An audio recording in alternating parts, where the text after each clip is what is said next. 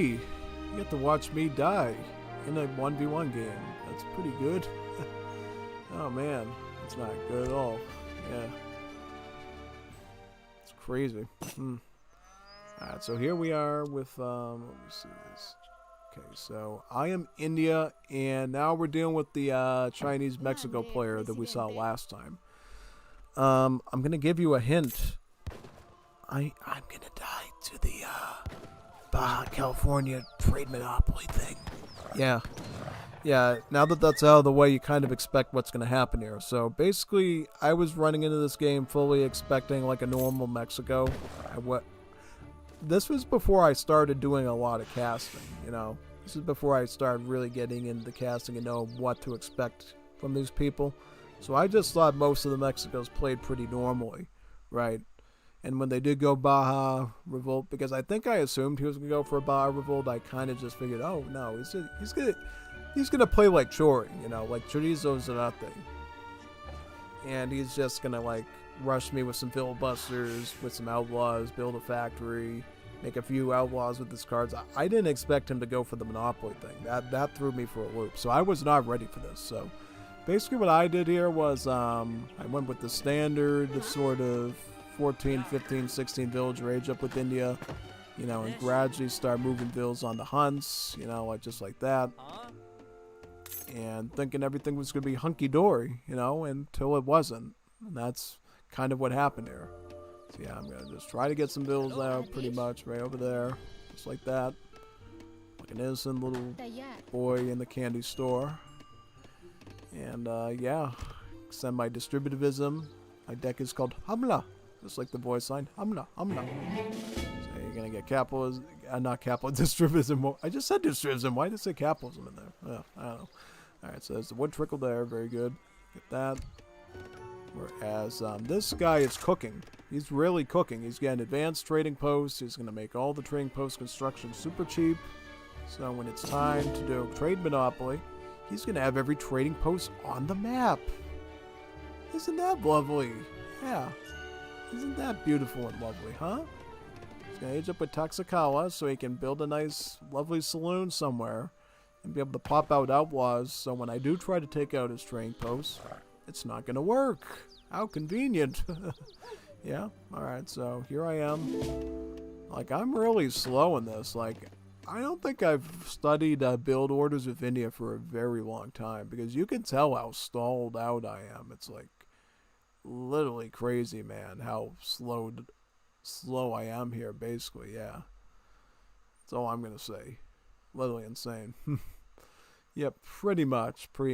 Like, I'm like really lagged behind here, you can tell. Because don't normally the Indias age up a little bit quicker than this?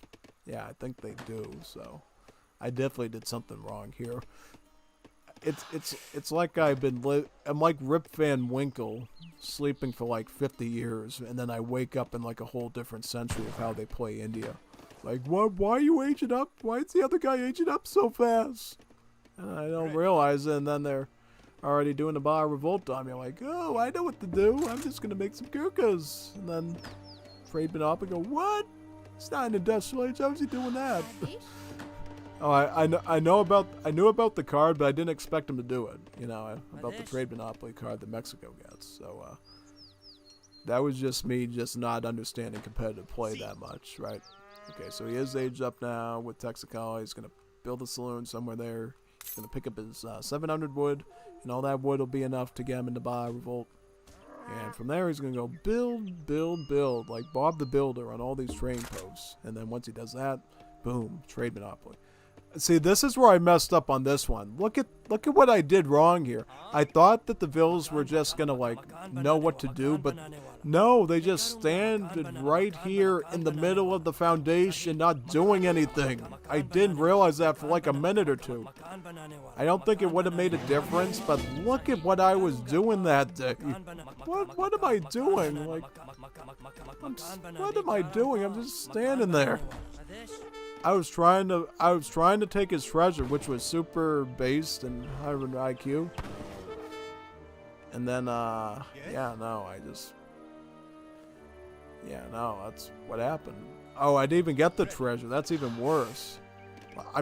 Look at that. I'm still idling here. What am I doing? The guy's about to revolt and I'm not even look at what I did. What happened to me that day? What was I thinking? See, what they need to do is they gotta improve the hitbox here for the build. So I can just I think I clicked here and then the builds didn't know what to do. But apparently you have to like move it to the corner of the foundation. You know, I made a bad assumption because I was in a rush trying to get treasures and stuff and collect as much stuff as I could, and I fumbled the ball. So now I'm still in age 1 and the guy's going up with the bio revolt. So I fumbled the ball pretty badly there, right? He's already getting his robber barons, already getting his factory. He just used his Padre to pacify this target here, which is super good, yep. He's gonna get the 320 XP treasure, which is really bad for me. Yeah. I don't know, yeah, I really did a great job on this one, you can tell. Absolutely. Now you wonder why I wasn't showing these, why I initially didn't want to show these before, because it's like, man, you want to really look at me do this type of garbage? Yeah. It's entertaining though, it is entertaining.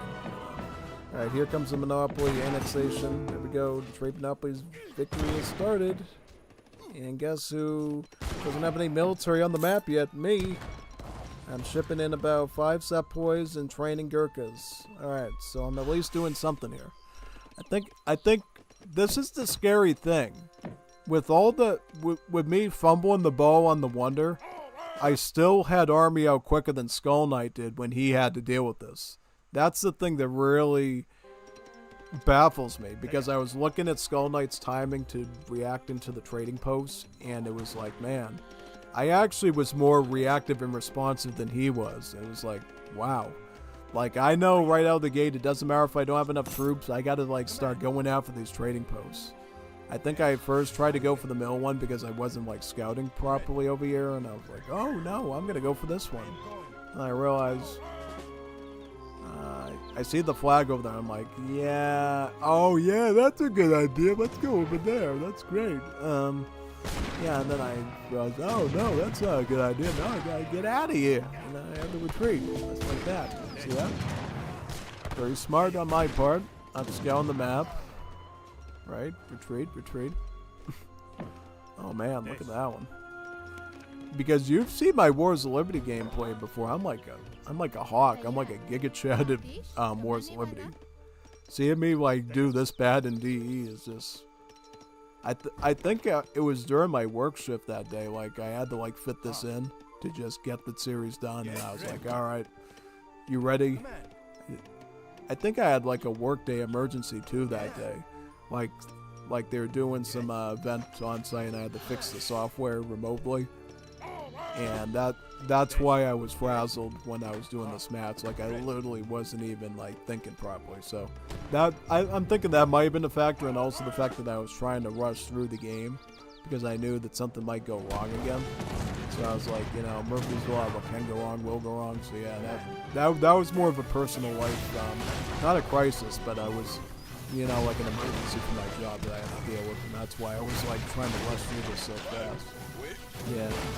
And then what I thought was pretty smart was I was like, oh, let's go with the French and get some Grenadiers with the French, because they have some good siege on them, right? And it actually allowed me to take down this trading post, right? And I got some more Gurkhas out, more Gurkhas, and then yeah, pretty much, yep. But eventually, the other fellow did have to intervene and say, you know, sir, you're not ruining my trade monopoly. I worked too hard for this, and you were literally sleeping in Age 1 for like an hour, so I'm gonna have to finish you off, man. Yep. Yep, we're in the like less than 2 minute mark, and yeah, basically.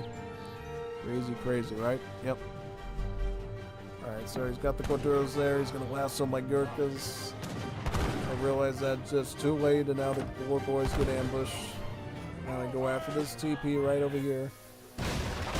At least I took out 2 trading posts. I think that's where I at least did a little bit better here. I at least took out 2 trading posts, so I think Skull only got 1. I got 2 of them. Even though I was like really wondering my age at the time, yeah. Did I get the trade post though? Did I get it though? Let me see. Did I get? Oh, he's got. No, I didn't get. Man. I got it down pretty good though, because he's got the Alahoots and the Bonitos. Yeah, at that point I was like, yeah, no, that's not gonna work, man. That's not gonna work. That was funny, wasn't it? It wasn't funny at the time watching that. I was like, wow, somebody who streams Age of Empires 3 for a living, and I played like that?